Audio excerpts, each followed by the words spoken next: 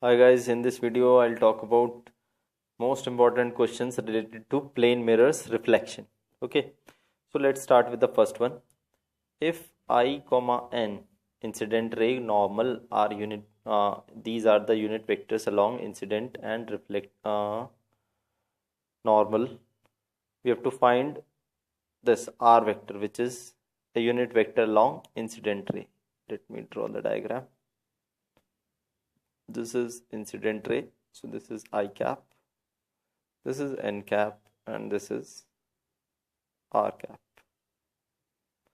Okay, so let's say this angle is theta, this angle is theta. As they are all unit vectors, तो इनका magnitude होगा 1. So what about r vector minus I vector? I की direction पलट दो तो minus आई इधर हो गया, दिस इज माइनस आई. तो इन दोनों का सम क्या होगा? r और माइनस आई का ये आएगा 2 cos of 2 into magnitude of 1, which is 1, into cos of 2 theta by 2. So it coming out to be 2 cos theta. Okay, and direction is n cap, 2 cos theta n cap. So this is the basic relation between r vector, I vector and n vector. हाँ, अब cos theta आप कई तरीके से लिख सकते हो. For example, r cap minus I cap is, what do you mean by cos theta? Cos theta is the angle between r vector and n vector. So 2 times n cap dot r cap n cap. So this is the relation you are looking for incident ray, reflected ray and normal. They are in the same plane. The next is find the total number of reflections. This is 2 meter, this is 10 meter. So let's draw a triangle here. Angle of incidence is 45, so the angle of reflection will be 45. I'm drawing a triangle separately here. This is how much? This is 45. So this is 10 meter. It should be, let's say, 200 meter, not 2 meter. Okay, so this is 10 meter. This is 45, so this will also be 10 meter. So how many times it will reflect? 10 meter, then again it will use another 10 meter to reflect further. So it will continue, and the total distance which is provided is 200 meter. So the number of reflection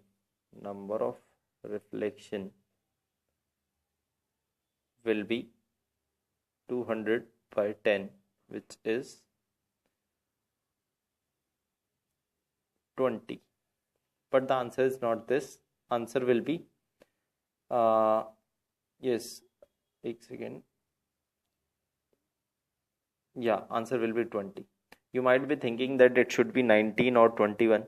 No, it should be only 20, because if this is taking place, if this reflection is, अगर ये reflection count की जाती है तो obviously last वाली जो भी reflection होगी वो प्रॉपर हो नहीं पाएगी, क्योंकि वो एज से पार चली जाएगी.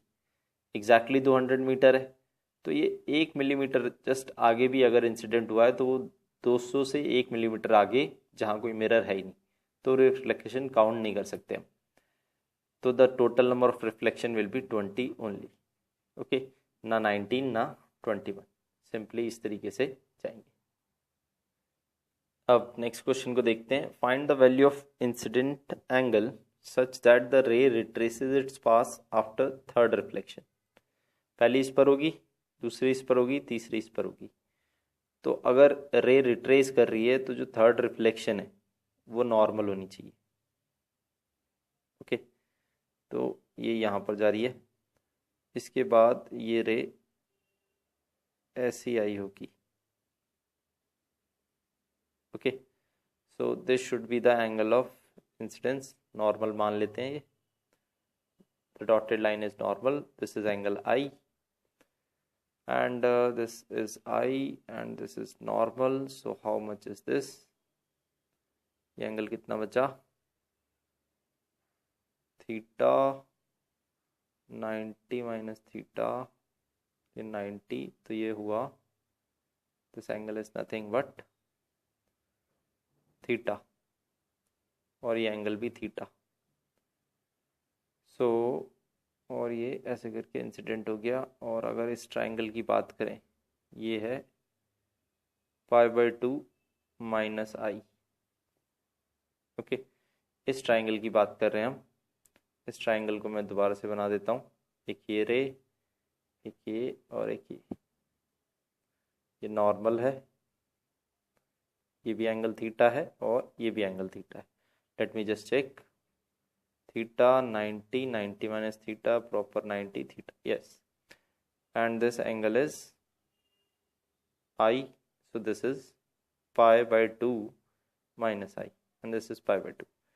So the angle, sum of three angles is 2 theta plus π/2 plus π/2 minus I is 180 or pi. So we have 2 theta equal to I is the angle of incidence for ray to retrace path after third reflection. तो ये ऐसे आई है और फिर reflect होके वापस चली गई. Okay, and the next question, that is an observer or face of the observer.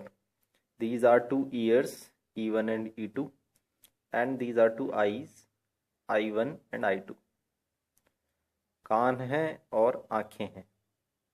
अब minimum width of the mirror required to see full image of the face by the observer itself. Okay, ध्यान से देखें क्या होगा. यहां से एक ऐसे करके कुछ विड्थ वगैरह दे रखी है. Let's say this is 2x and this is 2y. Okay, तो यहाँ से ऐसे करके जाएगा मिनिमम के लिए, और ये ऐसे करके यहाँ रिफ्लेक्ट हो जाएगा. तो एक I1 बनाते हैं और एक E2 बनाते हैं. इनके बीच का डिस्टेंस कितना है? x + y. और देखे जाने के लिए यहाँ जो विड्थ यूज होगी वो इसकी आधी होगी. Okay, that is nothing but आंख 1 से अगर देखें तो x + y by 2, because this is x + y. एक second, this is 2x + y, sorry, this is 2x + y, this is 2x, and this is, just hold on, this is y, this is x. It will remain x + y. So the mirror used is x + y by 2. Okay. Similarly, दूसरी आंख के लिए भी ऐसे ही diagram बनेगा. E1, I2, और उससे जब इमेज आएगी तो वो भी जो मिरर यूज हो रहा होगा, इनके बीच का डिस्टेंस भी x + y है, और हम बोल सकते हैं यहाँ से यहाँ तक का जो मिरर यूज हो रहा है वो है x + y by 2. So the total length of the mirror used is x + y. Okay, इधर x + y और इस आंख के इधर x + y. ठीक है, this is it some common area or not? Let me just draw it. This is I1, this is I2. I1 से इधर x + y by 2, और I2 से इधर उसके I1 के नीचे और I2 के ऊपर.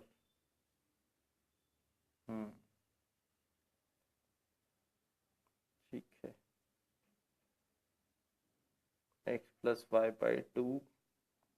Okay, let's move on to the next question. Find the time for which observer O will be able to view the image of the source. Okay, क्या हो रहा है, ऑब्जर्वर इस लाइन पर चल रहा है, ये सोर्स है 10 सेंटीमीटर दूर, 20 सेंटीमीटर का लेंथ का मिरर है और यहाँ से ऐसे रिफ्लेक्ट होकर लाइट जा रही है। तो इसका एक और व्यू बना लेते हैं। ये मिरर और ये सोर्स, इधर का डायग्राम देखें, रिफ्लेक्ट होगी, ये भी 10 है और ये भी 10 है, तो 45 एंगल पर जाएगी और इसको 10 सेंटीमीटर और पीछे जाना है। यहाँ वो लाइन है, तो ये 20 सेंटीमीटर हो गया और जब वो इतना ट्रैवल करेगी तो ये यहाँ से 20 सेंटीमीटर का डिस्टेंस हो गया। ऐसे ही दूसरी साइड भी एक्स्ट्रा 20 सेंटीमीटर होगा और 20 खुद का। तो यहाँ से जो लाइट जा पा रही है वो 20 सेंटीमीटर इधर और 20 सेंटीमीटर इधर और ऑब्वियसली बीच में तो जाएगी ही। तो टोटल 60 सेंटीमीटर है जिसमें इस सोर्स से लाइट रिफ्लेक्ट होके पहुंच रही है। तो आप बोल सकते हैं time for which image will be viewed will be 60 by उसकी स्पीड 10 मीटर पर सेकेंड, 10 सेंटीमीटर पर सेकेंड। सो 6 सेकेंड्स तक उसको सोर्स की इमेज दिखाई देगी। ओके।